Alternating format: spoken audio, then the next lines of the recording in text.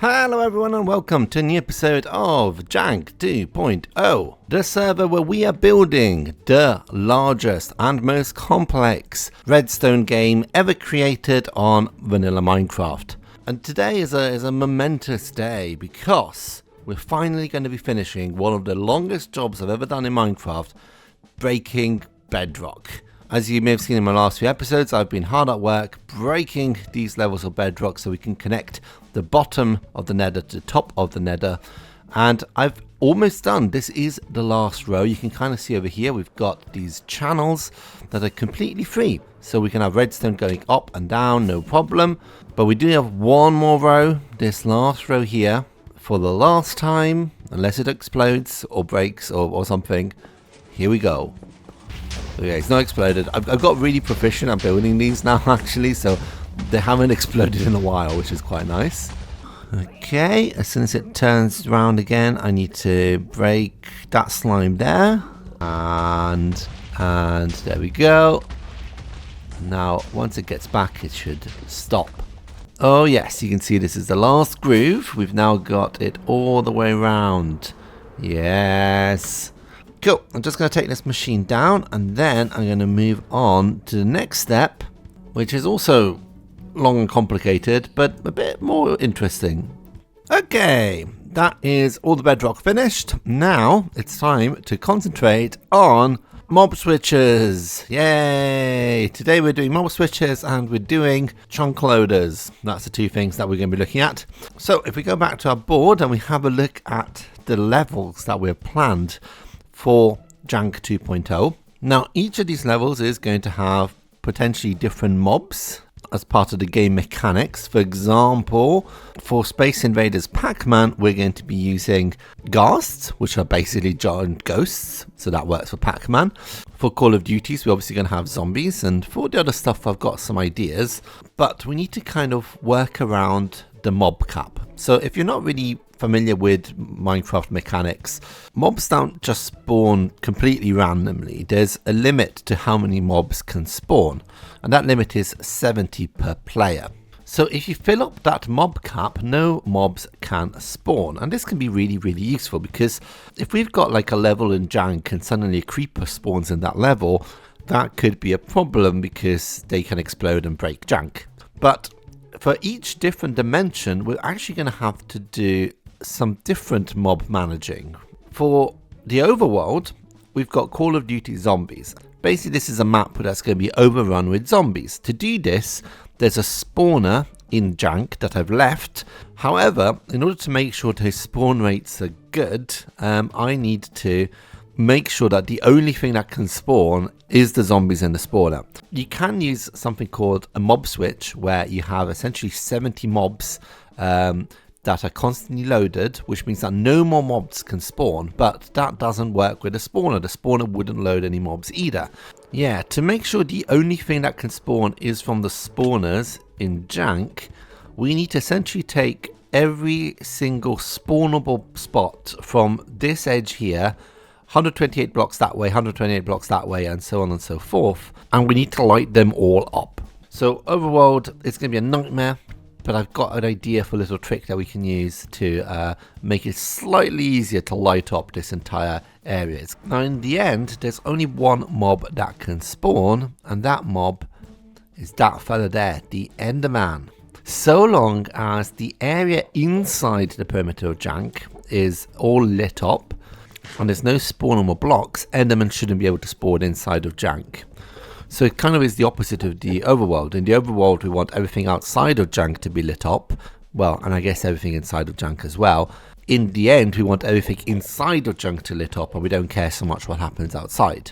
The tricky part is the Nether. The problem is, in the Nether, there are some mobs that can spawn regardless of light level. Ghasts. And ghasts are a big issue, because ghasts can actually explode redstone, they can explode full levels, and that's why we're going to be building a mob switch. Now, there's two parts to mob switch. One thing we need is we need a lot of mobs And there's only specific mobs that we can use. We need at least 70 of them because that's the limit of the mob cap. Now, it is technically 70 per player, but I believe we can change that in the game settings. But the other thing we're going to need is a way to load chunks, because in Minecraft, chunks kind of load and unload based on where players are staying. So if I leave this area, everything in this area unloads, so stuff doesn't work anymore. And this is something that I need to kind of solve for the whole of Jank, because I need some redstone to be running when you're not in certain dimensions.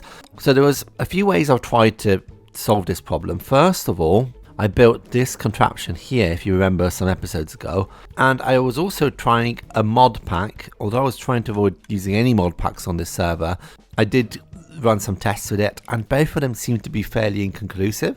The problem I kept having was that both would turn off the second the server restarted, because we got the server restarting once a day to keep the server nice and healthy, and every time you reset the server, that resets all of the chunk loaders so they don't load anymore. But in my research, I've discovered that there is a handy command. So I've opted myself on the server just to show you, but if I type in force load, this is obviously not vanilla specifically, but you know, I'm trying to find something that works here, right? If I type this command here, this will load the chunk in which we currently are. So I've gone ahead and I've loaded a few different chunks, and it's been fairly okay. I've been running a few little tests, but there's a big test that I want to run, and I want you to be part of this. So one of the things that I've been doing to kind of test this is running this little system here. We got a shulker box that's full of stone, shulker box that's empty. So if I place the empty one at the bottom and the full one at the top, and if I unload this chunk, so say I went to the Nether, now in theory, give it a few seconds, the chunks in the overworld normally would unload, so that shulker box would not keep filling, it would stop filling. Okay, let's have a look if it's worked. Yeah, okay, it's not quite finished, but, you know, it's definitely been going for a very long time. But the question remains, if I restart the server, is that going to cause the chunks to unload and then not reload on start? See what I mean? Put this on top, and I'm then going to quickly restart the server. Okay, here's an interesting thing I've discovered. On the console on my Apex hosting server, it says that if the server is not being used for 60 seconds, it actually gets paused. So if we just log in now, yeah, there's probably enough there that like it shows about 60 seconds have passed. Right, let's take the server there. Okay, and then do that, and then quickly, whoa. Okay, I'm gonna fly to the Nether, and then I'm gonna disconnect, and I'm gonna restart the server. Right, so the server's back up. Let's log in again. I'm not loading in with the player. I'm not loading in the chunks at my base where that shulker box is emptying. I'm going to stay here for a while and then fly back there and see if that shulker box is emptied, because it doesn't necessarily matter that the chunks aren't loaded when no one's on the server. It only matters if they're loading when people are on the server and therefore playing Jank, right? So as long as those chunks load up when somebody is online, regardless of them visiting those chunks, then the redstone should keep on running, I think. Yes! Yes, that's definitely working. Okay, that's great. That means we can now build our mob switch, because we have a way to keep it loaded. So here is our little setup. I've moved some villagers into the Nether. We've got a zombie here that's going to zombify our villager, and we got here, which is like the holding cells where we're going to put the zombie villagers once they're done. So that villager is going to go all the way to this station where it's going to stop. It's going to get the profession. Okay, so I need to trade with this guy. We need to do it once. Okay, and then we turn this on, push him forward. Now I need to be quick here, because before he gets zombified, I need to pick up. Yes. Oh, okay, that was much quicker than I needed to. So the reason why I had to do that very quickly is that if he picked up the minecart once he turned into a zombie, then he stops counting towards the mob cap, and that means that all this process is useless. So he can't pick up any blocks. Oh, I've just realised though, to get him out of here, I'm going to have to break a block, and that's going to potentially mean he's going to pick it up.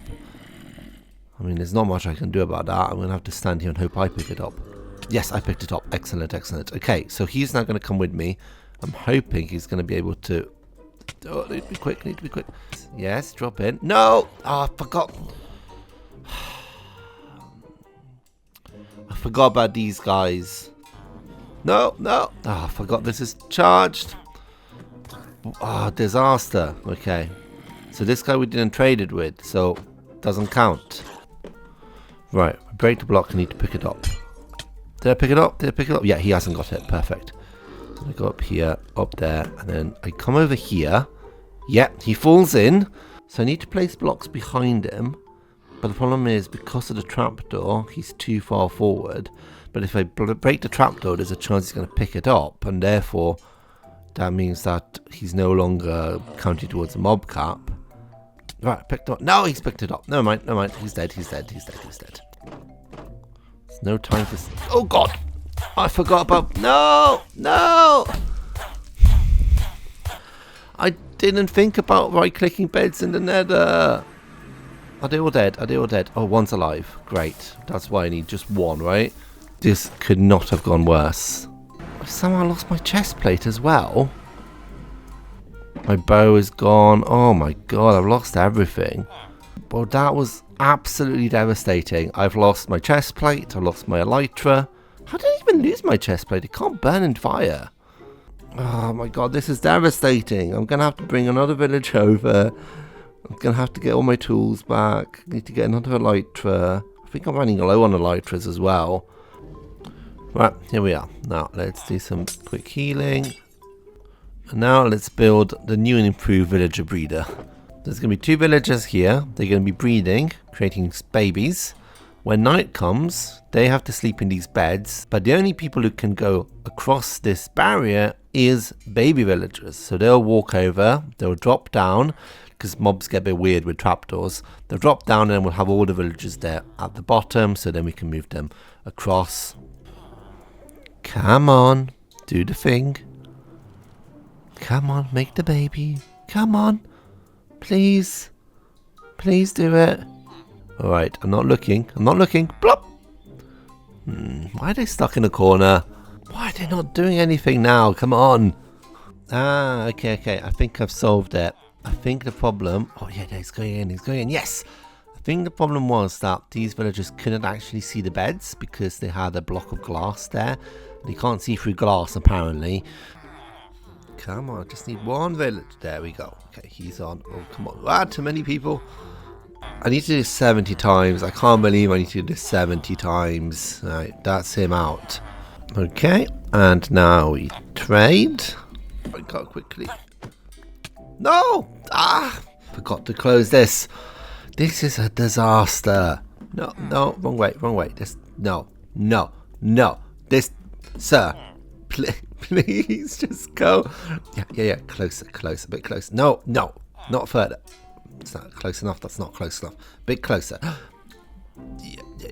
Come on. Yes. Okay, we got him. No, I need to kill it. No. Oh. I got the minecart. He didn't pick up the minecart. Yes. Okay, I've altered these somewhat because I think I've got a plan that is going to work. No, you do not pick that up. Okay, cool. It's like a child. Okay, then you come closer. No, you come... Just go in. Just go into the hole. Come on, please. Do I need to punch you in? Right, we're punching you in. Now, ow. Okay, you punch me. Okay, you punch me. I punch you. And then we all go into the hole. Fantastic. He's in the hole, guys. And then we just do that. And that's him sorted. But that's a proof of concept. That works. We've got our first mob bottled up. Which now means everywhere in the nether, wherever we go, there's now a maximum of 69 mobs that can spawn. Nice. Alright, I think I'm going to leave it there. Because I definitely need a break from this madness. But at least we know this can work. So I'm going to keep doing this in between episodes. I'm going to try and get as many villagers into those pens as possible. And in theory, by next episode, we should have a fully functioning mob switch. But that is it for this episode, so I hope you have enjoyed it, and if you have, please remember to comment, like, and subscribe, and I'll see you all in the next one.